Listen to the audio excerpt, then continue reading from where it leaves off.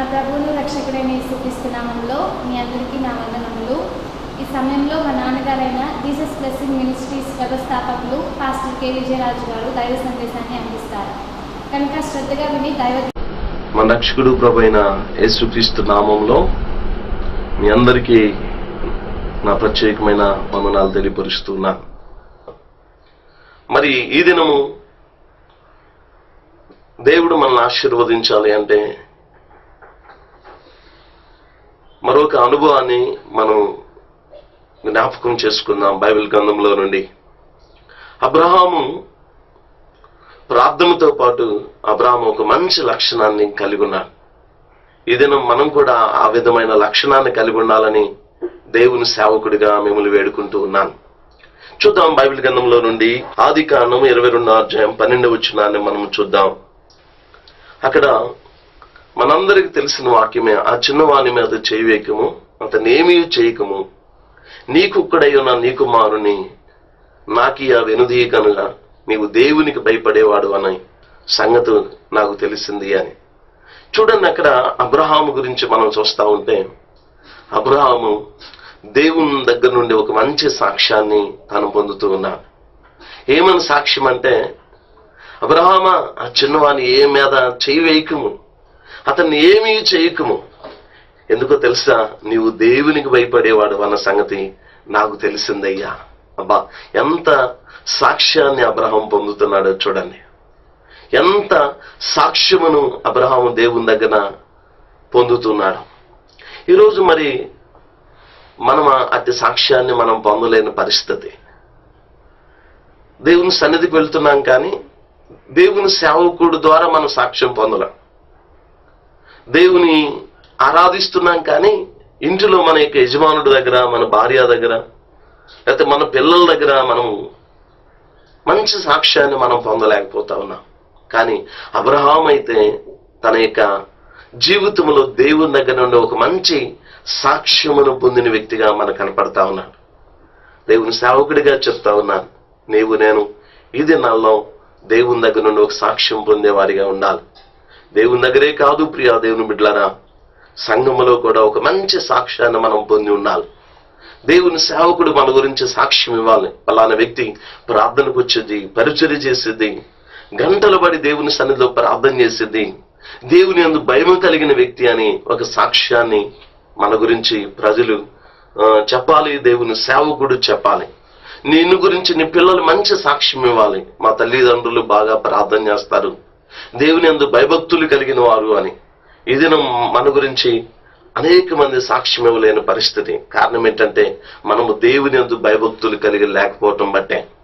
ఎందుకు మనము దేవుని యందు భయభక్తులు కలిగి ఉండాలి అంటే దేవుని వాక్యం ఈ విధంగా సెలవిస్తుంది. యెషయా రాసిన గ్రంథం 33వ అధ్యాయము 6వ వచనాన్ని మనం చూస్తా ఉంటే, యెహోవా భయము ఐశ్వర్యమును కలగచేసిద్దని దేవుని వాక్యం సెలవిస్తాము.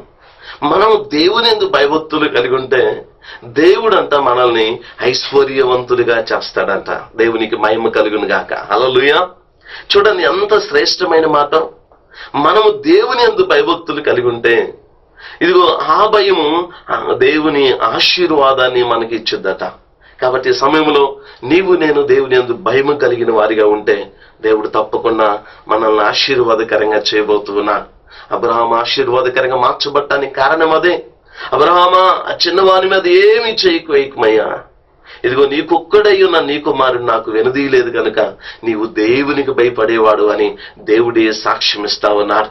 ఈ సమయంలో నిజంగా దేవుని దగ్గర నుండి సాక్ష్యం పొందిన వ్యక్తి ఎవరైనా ఉన్నారా అంటే అబ్రహాం మాత్రమే. దేవునికి మహిమ కలుగును గాక. హల్లెలూయా. ఈ దినాల్లో నీవు నేను కూడా దేవుని సన్నిధిలో ప్రార్థన చేయగలిగితే, దేవుని యందు భయభక్తులు కలిగి ఉంటే దేవుడు సాక్ష్యం ఇస్తాడు. సంఘం మన గురించి సాక్ష్యం ఇచ్చింది, దేవుని సేవకులు మన గురించి సాక్ష్యం ఇస్తా ఉంటారు. మన చుట్టుపక్కల మరి మన యొక్క ప్రజలందరూ కూడా సాక్ష్యం ఇవ్వగలుగుతా ఉంటారు. నేను ప్రేమతో ఒకటే చెప్తా ఉన్నాను, నీవు నేను ఒక మంచి సాక్ష్యాన్ని మనము కలిగిన వారమై ఉండాలి. ఎందుకు మనం సాక్ష్యాన్ని కలిగి ఉండాలి అంటే బైబిల్ గ్రంథంలో దానియేలు మనం చూస్తా ఉంటే దానియేలు ఎక్కడ ప్రసంగాలు చేయలేదండి, ఎక్కడ పాటలు పాడినట్టుగా మనకు కనపట్లేదు. కానీ ఒక దినం వచ్చింది, తాను ఒక సాక్షి కాబట్టే బబులోను దేశం అంతా దేవునికి సొంతమైపోయిందంట. దేవునికి మహిమ కలుగునుగాక. హల్లెలూయా. ఈ సమయంలో నీవు నేను కూడా దేవుని యందు భయభక్తులు కలిగి ఉంటే ఒక మంచి సాక్ష్యాన్ని దేవుడు మనకిస్తాడు. కాబట్టి నిజంగా దేవుని యందు భయభక్తులు కలిగి ఉన్నప్పుడే దేవుడు మనల్ని ఆశీర్వదించటం ప్రారంభిస్తాడు. ఈరోజు గడిచిన వారమంతా మనము ప్రార్థన గురించి ధ్యానం చేసుకున్నాం. ఈ రోజు మనము దేవుని యందు భయభక్తులు కలిగి ఉంటే దేవుని దగ్గర నుండి ఒక మంచి సాక్ష్యాన్ని పొందటమే కాదు, దేవుడిచ్చే ప్రతి ఆశీర్వాదాన్ని, ప్రతి ఐశ్వర్యాన్ని నీవు అనుభవించబోతున్నావు. దేవునికి మహిమ కలుగును గాక. హల్లెలూయా. మన దేవుడు సర్వ సంపదలు గనండి. నీవు ప్రార్థన చేస్తే, నీవు దేవుని యందు భయభక్తులు కలిగి ఉంటే తప్పకుండా దేవుడు నిన్ను ఆశీర్వాదకరంగా చేయబోతున్నాడు. అనేక మందికి దీవెనకరంగా దేవుడు నేను చేయబోతున్నాడు. అనేక మందికి తలగా దేవుడు నేను చేయబోతా ఉన్నాడు. నీ పరిస్థితులన్నింటినీ దేవుడు తీర్చబోతా ఉన్నాడు. నీకున్న ప్రతి అవసరతను ఆయన తీర్చబోతా ఉన్నాడు. కాబట్టి నేను అందుకే చెప్తా ఉన్నాను, దేవుని సేవకుడిగా నీవు నేను భయభక్తులు కలిగి ఉండాలని దేవుని వాక్యము సెలవిస్తా ఉంది. చూడండి, అబ్రహాము దేవుని యందు భయము కలిగిన వ్యక్తిగా ఉన్నాడు. కాబట్టి అబ్రహామును దేవుడు అంచులంచులుగా అనేక మందికి ఆశీర్వాదకరంగా చేశారు. ఈ సమయంలో నీవు నేను కూడా భయభక్తులు కలిగి ఉంటే మనకు రావాల్సిన ఆశీర్వాదాలు ఎన్నో ఉన్నాయి. అన్నిటిని మనం పొందుకుంటాం. చూడండి, ఈ దినం దేవుడు మన కొరకు ఏర్పాటు చేయబడిన ఇదిగో మరి దేవుని ఆశీర్వాదాలు ఏంటో, ఆయన యందు భయభక్తులు కలిగి ఉంటే ఎట్టి ఆశీర్వాదాలు మనం అనుభవిస్తామో వాక్యానుసారంగా ధ్యానం చేద్దామా? ఈ దినం మన కొరకు ఏర్పాటు చేయబడిన వాక్యాన్ని మనం చూస్తూ ఉన్నాం. దావీదు రాసిన కీర్తన 103వ కీర్తన 17-18 వచనాలు చూస్తా ఉంటే, యెహోవా యందు భయభక్తులు గల వారి మీద ఆయన కృప యుగ యుగములు ఉండును. దేవునికి మహిమ కలుగును గాక. హల్లెలూయా. చూడండి, ఒక వ్యక్తి దేవుని యందు భయభక్తులు కలిగి ఉంటే యుగ యుగములు దేవుని కృప వారి మీద ఉండిద్దట. దేవునికి మాత్రమే మహిమ కలుగును గాక. చూడండి, నీవు దేవుని యందు భయభక్తులు కలిగి ఉంటే దేవుని యొక్క కృప నీ మీద మరి యుగ యుగములు ఉండిద్దని దేవుని వాక్యం సెలవిస్తా ఉంది. దేవుని కృప అనేది చాలా శ్రేష్టమైనదండి. ఆయన కృప లేకపోతే మనం బ్రతకలేం. ఆయన కృప లేకపోతే మనం జీవించలేం.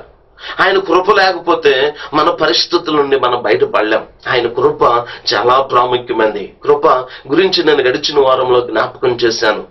ఆయన కృప యోగ్యత లేని వానికి యోగ్యతను కలగచేసేది.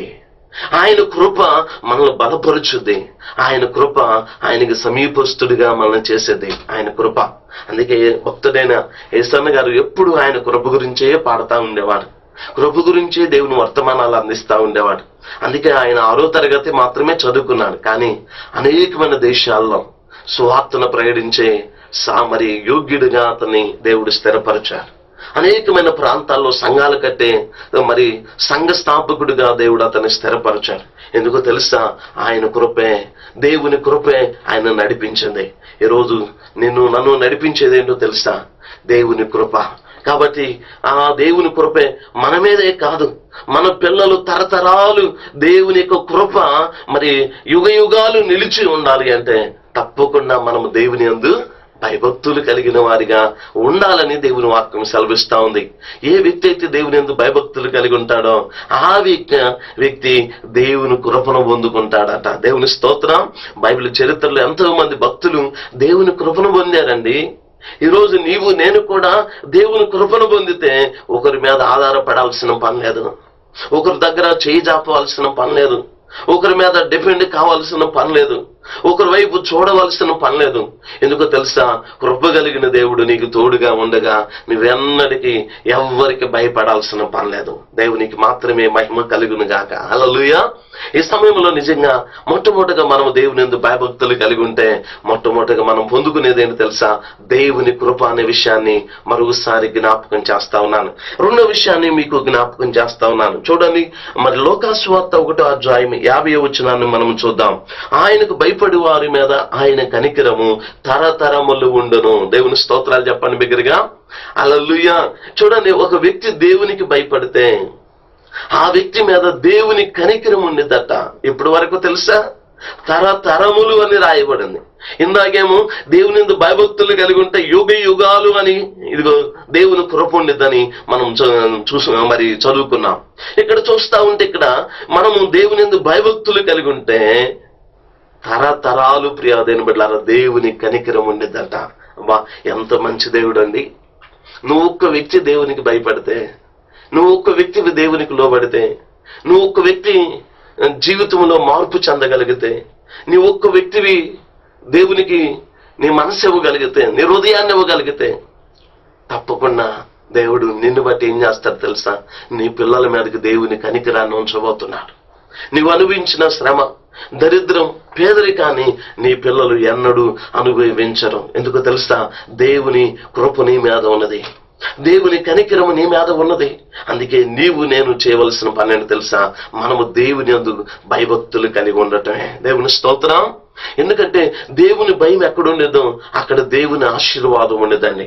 ఈరోజు చాలా మంది జీవితాల్లో భక్తి చేస్తా ఉన్నారు, మందిరాలకు వెళ్తూ ఉన్నారు, ఎక్కడ ఆరాధన అంటే అక్కడ ఆరాధనకు వెళుతూ ఉన్నారు, కానీ దేవుని యందు భయభక్తులు అనేది మానవుడు కనపట్లేదు. నేను ప్రేమతోటే చెప్తా ఉన్నాను, నువ్వు భక్తి చేయి, మంచిదే, కానీ భక్తితో పాటు భయము చాలా అవసరం. ఈరోజు భక్తి కనపడతా ఉంది, ఎక్కడ చూసిన ఆరాధనలు వినపడుతున్నాయి, ఎక్కడ చూసినా సభలు మనకి వినపడుతూ ఉన్నాయి, చూస్తూ ఉన్నాం. టీవీల ద్వారా, రేడియోల ద్వారా, లేకపోతే అనేకమైన విధానాల ద్వారా దేవుని స్వార్థ మనకు వినపడుతుంది. అయితే భక్తి చేస్తున్నాం, కానీ భక్తితో పాటు భయం అనేది మానవుడికి ఈరోజు ఉండలేకపోతా ఉన్నాడు.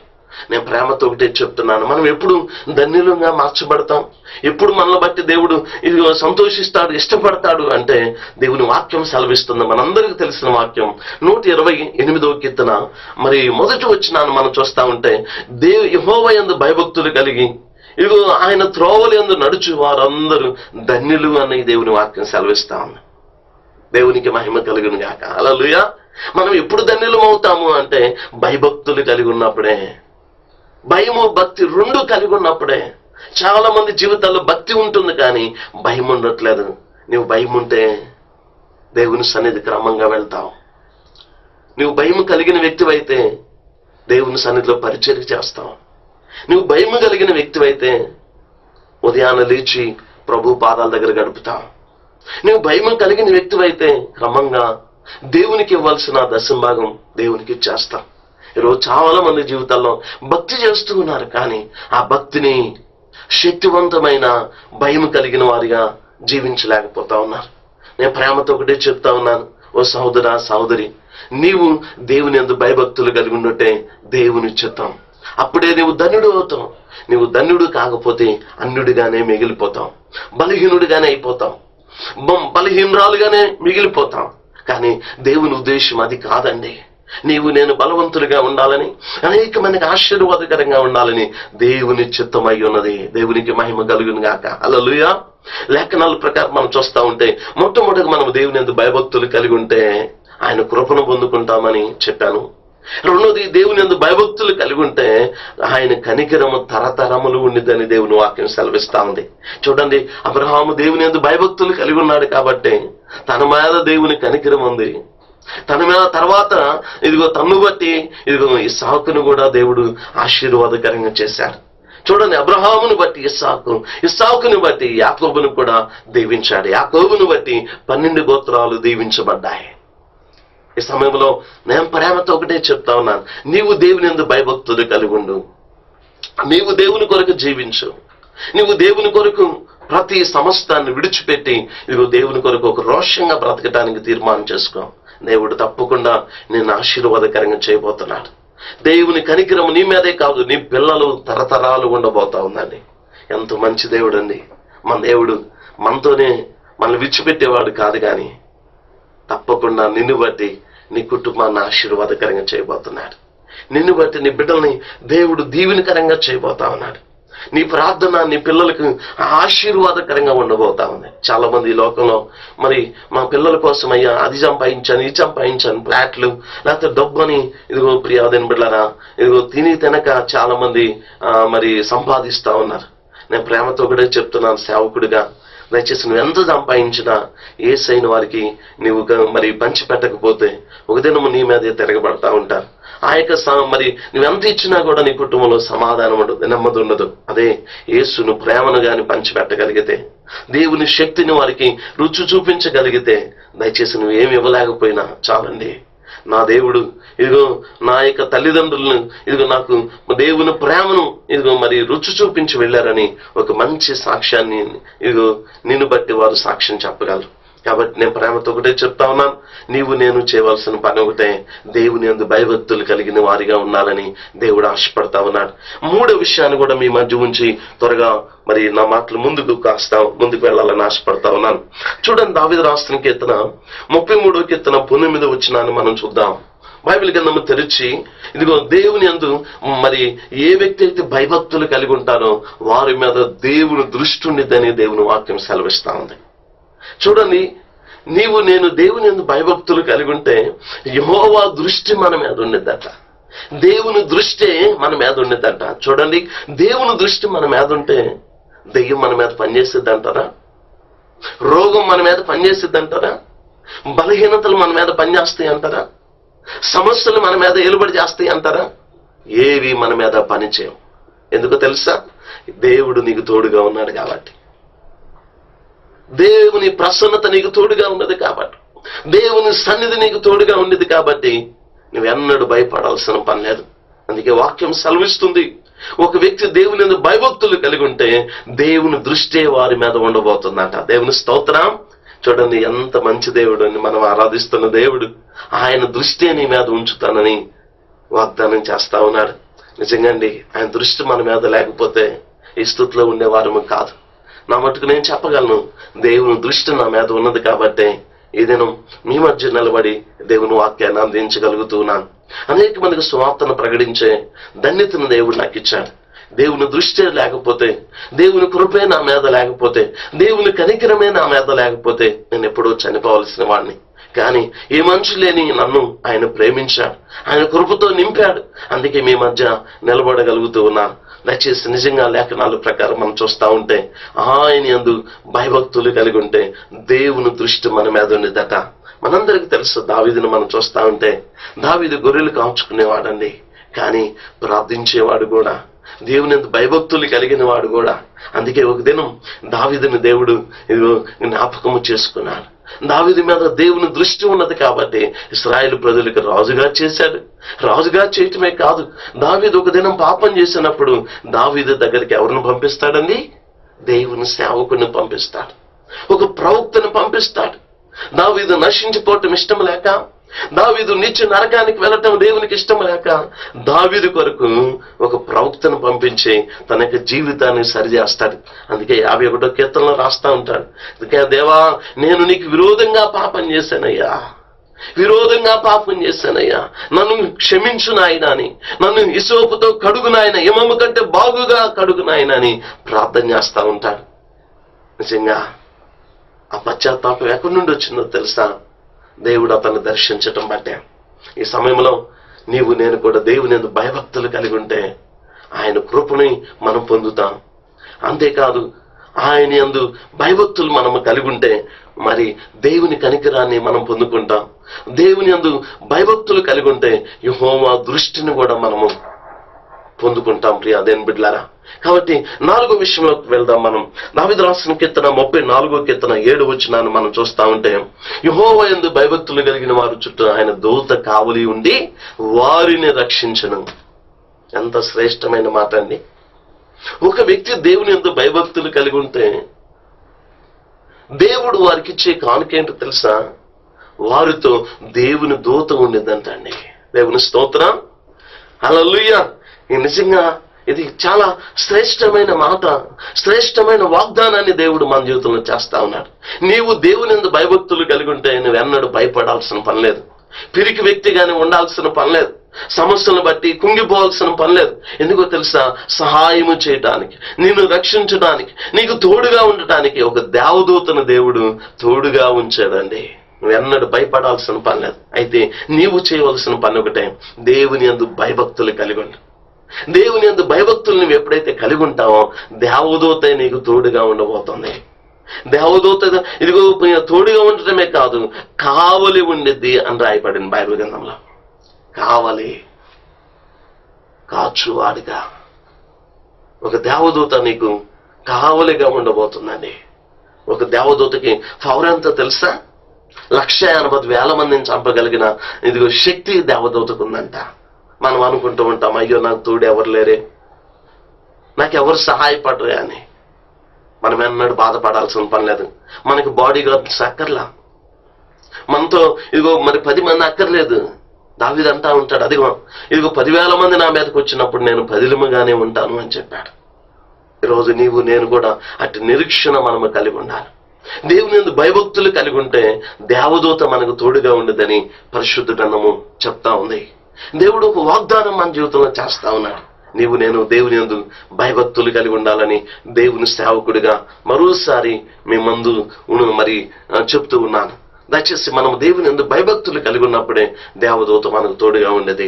మరి 5వ విషయం కూడా నేను చెప్పి ముందుకు వెళ్ళాలని ఆశపడుతూ ఉన్నాను. నిర్గమాకాండం 1వ అధ్యాయం 21వ వచనం చూస్తా ఉంటే, యెహోవా యందు భయభక్తులు కలిగి ఉండటం బట్టి మరి వారి వంశాభివృద్ధిని దేవుడు అభివృద్ధి చేసినట్టుగా మనం చూస్తూ ఉన్నాం. మనందరికీ తెలుసు, ఇశ్రాయేలు ప్రజల్ని హతము చేయాలని ఫరో ఒక ప్లాన్ కలిగి ఉన్నాడు. కానీ దేవుని వాక్యం సెలవిస్తా ఉంది కదా, అక్కడ మంత్రస్నానాలు మనం చూస్తా ఉంటే వారు దేవుని యందు భయభక్తులు కలిగి ఉండటం బట్టి స్పష్టంగా అక్కడ దేవుని వాక్యం సెలవిస్తా ఉంది. మంత్రస్నానాలు దేవునికి భయపడటం బట్టి వారి వంశాభివృద్ధినే దేవుడు కలగచేసును అని రాయబడింది, అభివృద్ధి చేసును అని రాయబడింది. చూడండి, నీ యొక్క వంశము కూడా, నువ్వు అనుకోవచ్చు మా ఇంటి పేరటోళ్ళు ఒకళ్ళే, మాకెవరు లేరు, మేము ఒక్కళ్ళమే అనుకోవచ్చు. దేవుడే నీకు తోడుగా ఉండా ఇక ఎవరి కోసం ఎదురు చూడాల్సిన పని లేదు, ఎవరి కోసం నీకు దిగులు చెందాల్సిన పని లేదు, ఎవరి కోసం ఎదురు చూడాల్సిన పని లేదు. దేవుడు నీకు తోడుగా ఉన్నాడు, దేవదూతలు నీకు తోడుగా ఉండబోతా ఉన్నారు. కాబట్టి నీవు దేవుని యందు భయభక్తులు కలిగి ఉంటే నీ జీవితంలో కూడా, నీ వంశాన్ని కూడా, నీ యొక్క వంశాన్ని దేవుడు అభివృద్ధి చేయబోతున్నాడు. ఆ యొక్క ఉన్నతమైన స్థితిలోకి దేవుడు మిమ్మల్ని, మీ కుటుంబాన్ని దేవుడు తీసుకువెళ్ళబోతా ఉన్నాడు. అందుకే అక్కడ రాయబడింది కదా, ఆ మంత్రస్థానంలో దేవునికి భయపడటం బట్టి వారి యొక్క వంశాభివృద్ధిని కలగజేస్తున్నాను అని రాయబడింది. నీ జీవితంలో కూడా నువ్వెన్నడూ కుంగిపోవాల్సిన పని లేదు, మాకెవరు లేరే అని బాధపడాల్సిన పని లేదు. దేవుని వైపు చూడు, దేవుడు తప్పకుండా నీ యొక్క వంశాభివృద్ధిని కలగచేస్తాడు, నీ యొక్క కుటుంబాన్ని దేవుడు ఆశీర్వాదకరంగా చేస్తాడు. మరొక విషయాన్ని మనం ధ్యానించుద్దాం. దావీదు రాసిన కీర్తన 103వ కీర్తన 13వ వచనాన్ని మనం చూద్దాం. యెహోవా యందు భయభక్తులు కలిగిన వారి మీద ఆయన జాలిపడును అని దేవుని వాక్యం సెలవిస్తాం. ఒక వ్యక్తి దేవుని యందు భయభక్తులు కలిగి ఉంటే దేవుడు జాలి పడతాడంటండి. ఆమేన్, హల్లెలూయా. చూడండి, మన పిల్లలు మనం మరి మన మాట కాదన్నప్పుడు, లేకపోతే మనం చెప్పింది చేయనప్పుడు వారి మీద మనం కఠినంగా చూస్తూ ఉంటాం. అయితే వారు మనకిష్టమైన దాన్ని చేసినప్పుడు, వారు మన మాట విన్నప్పుడు వారి మీద ఏం చేస్తాం తెలుసా? జాలి పడతా ఉంటాం. వారికి ఏదన్నా సహాయం చేయడానికి ఇష్టపడతా ఉంటాం. వారికి మంచిగా అన్నిటినీ అందించాలని మనం చూస్తూ ఉంటాం. కానీ మన దేవుడు మనలాంటి వాడు కాదండి. మనకంటే తన బిడలైన వారికి ఏం కావాలో ఆయనకి బాగా తెలుసు అండి. దేవునికి మహిమ కలుగును గాక. హల్లెలూయా. ఆయనకి నీకు నాకు కావలసినవన్నీ తెలుసు ఆయనకి. అందుకే మనము దేవుని యందు భయభక్తులు కలిగి ఉంటే మన మీద జాలి పడతాడు ఆయన. మనం శ్రమలో ఉన్నా, కష్టంలో ఉన్నా, శోధనలో ఉన్నా, అనేకమైన పరిస్థితుల్లో మనము చిక్కబడి ఉన్నా, నిందల్లో ఉన్నా కూడా దేవుడు మన మీద జాలి పడతాడు.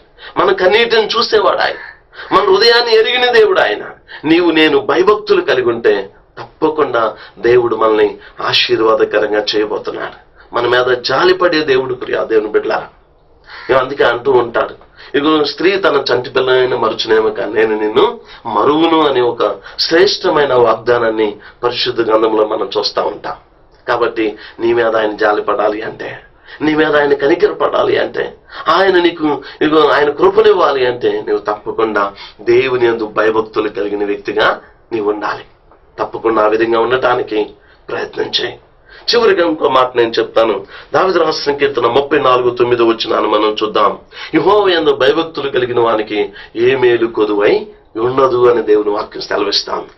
ఒక వ్యక్తి దేవుని యందు భయభక్తులు కలిగి ఉంటే ఏ మేలు కొదువై ఉండదంటండి. ఏది తక్కువ కాదని దేవుని వాక్యం సెలవిస్తాం. ఏది తక్కువ కాదు. వస్త్రాలు కావచ్చు, లేకపోతే అనేకమైనవి వాటి కొరకు నువ్వు ఎదురు చూడవచ్చు. దేని విషయమై నువ్వు కుంగిపోవాల్సిన పని లేదు. ఒక దిక్కు ముయ్యబడ్డ మరొక దిక్కు నుండి ప్రభు నీకు సహాయం చేస్తాడు. దేవుని స్తోత్రం. హల్లెలూయా. నేను రేపటి సేవకు వచ్చినప్పుడు చాలా ఇబ్బంది పడ్డాను.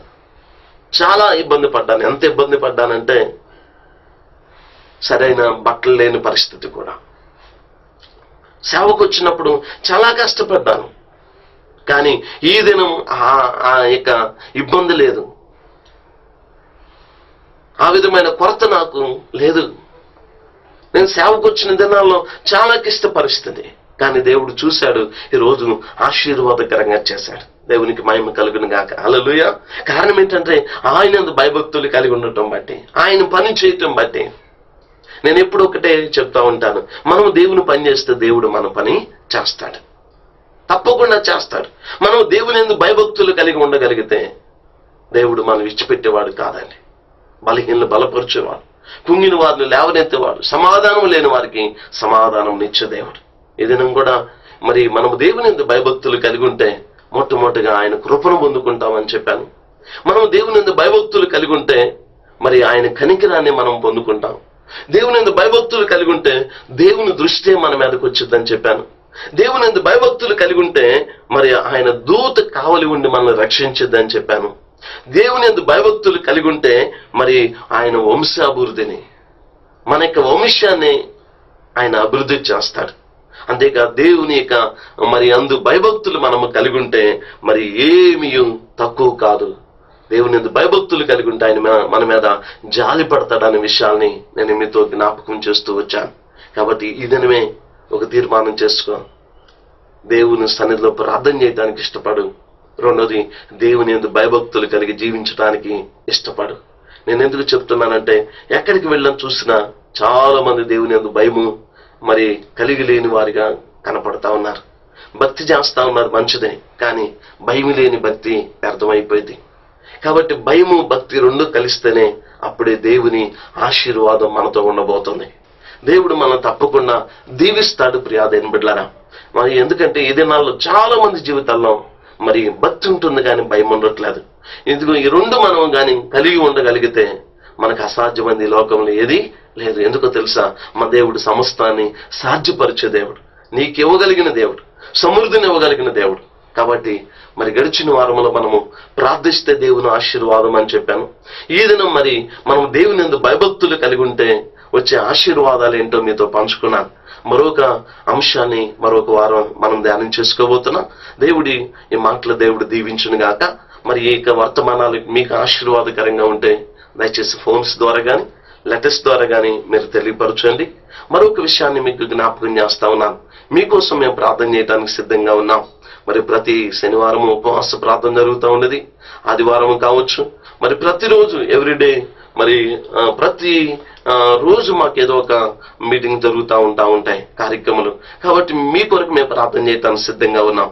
సమస్యల్లో ఉన్నారా, బలహీనతల్లో ఉన్నారా, లేకపోతే గర్భఫలం లేక బాధపడతా ఉన్నారా, మీకోసం మేము తప్పకుండా ప్రార్థన చేస్తాం. అయితే మరి మా యొక్క స్క్రీన్ మీద కనపడుతున్న ఫోన్ నెంబర్కి దయచేసి మీ ఫోన్ నెంబర్ చేసి విషయాలు ఏంటో తెలియపరచండి. అంతేకాదు అన్నిటికంటే ముఖ్యంగా లెటర్స్ ద్వారా కానీ తెలియపరిస్తే మా యొక్క ప్రార్థనా బృందం మీ కొరకు తప్పకుండా ప్రార్థన చేస్తారు. ఈ విషయాన్ని మర్చిపోవద్దు. దయచేసి ఈ రెండు మరి గడిచిన వారం ఈ దినం వర్తమానాలు మీకు ఆశీర్వాదకరంగా ఉంటే ఒకసారి మరి ఫోన్ ద్వారా మాకు తెలియపరచండి. దేవుడు మిమ్మల్ని దీవించును గాక. ఆమేన్. ఆశ కలిగి ఉన్నాను దేవా, నిన్ను చూడాలని. ఆశ కలిగి ఉన్నాను దేవా, నిన్ను చూడాలని. నా హృదయం ఎదురు చూచుతున్నది, నా హృదయం ఎదురు చూచుతున్నది.